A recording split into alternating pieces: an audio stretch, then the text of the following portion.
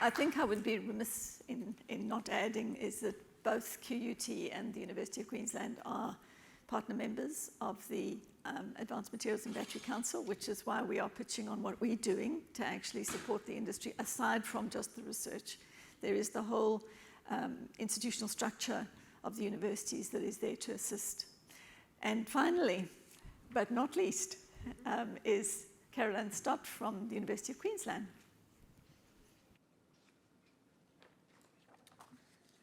Thank you, Lynette. So for those of you I haven't met, my name's Caroline Stott. I'm from the Research Partnerships team here at UQ. Unlike Mel, I wasn't quite as prepared with slides, so we're just going to go with the piece of paper and a few notes.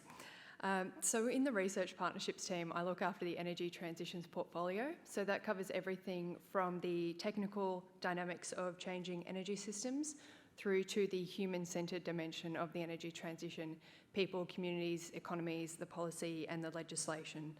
So it's really the enormous challenge of navigating our future energy needs. As we've heard today, the world is at a critical juncture when it comes to the generation and use of energy, and many major economies have set aggressive decarbonisation targets. This includes national targets and state-based targets, and I'm not going to go over those again today. They've already been mentioned quite a bit. But what we really need to focus on is the scale and complexity of the challenge, and it really places us at a unique moment in time. And this is the first time that we're really looking at an industrial revolution that is driven not by technology, but is driven by policy. And we are now trying to come up with the technology that is going to enable that policy. And so where do universities fit in all of this, and how do we support innovation and industry development? The central message, and what we've heard today in this room, through the panels, through the presentation from QUT, universities have the capacity and the capabilities to be the essential partner of industry and government as you work to play your role in this complex economic, social and environmental transition. So universities are traditionally and often thought of as places of learning, and we are so much more than that.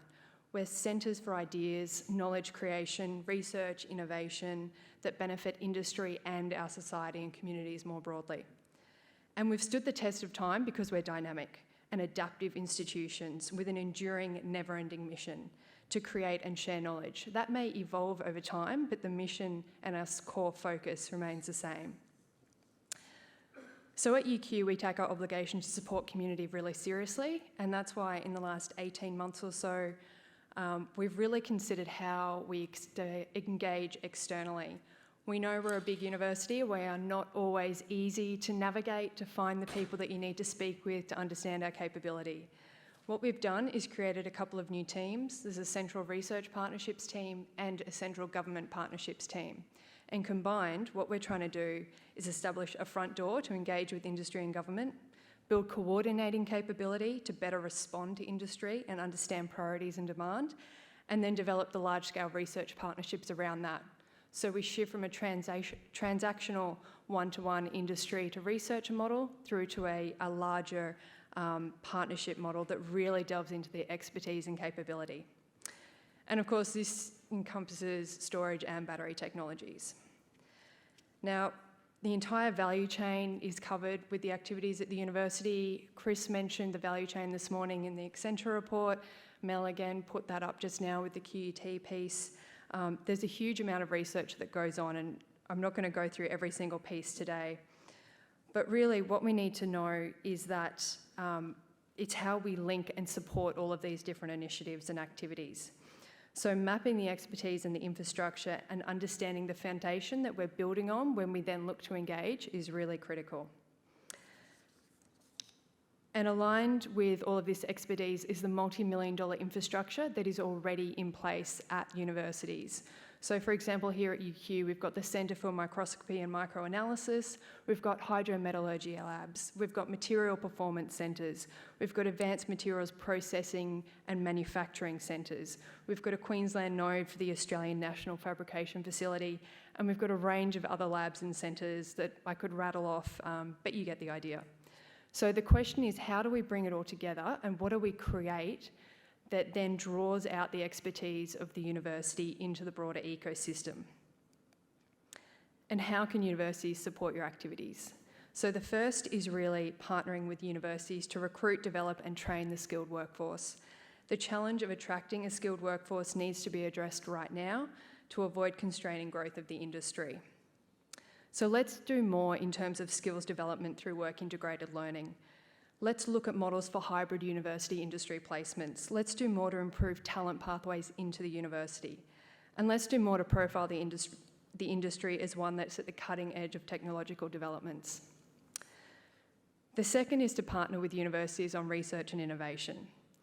And really, while we've talked about a range of things today, let's focus on optimising access to research knowledge and equipment in universities. Let's explore how to reduce the cost of pilot scale and proof of concept production through access to common user infrastructure. Let's co-design tailored solutions to the complex commercialisation challenges that you're looking to overcome. UQ is a proud member of the AMBC and supportive of its efforts to build the battery ecosystem. And we see our role as a university in working in close partnership with industry and government, offering support through our education, our research and our innovation. As you've seen, we have experts across faculties, institutes and centres ready, willing and able to work with you all to help overcome the challenges you're facing. They're reaching out and eager to collaborate. And what we're saying is reach back into the universities, talk to us, help us understand the challenges, and let's keep pushing the sector forward. Thank you.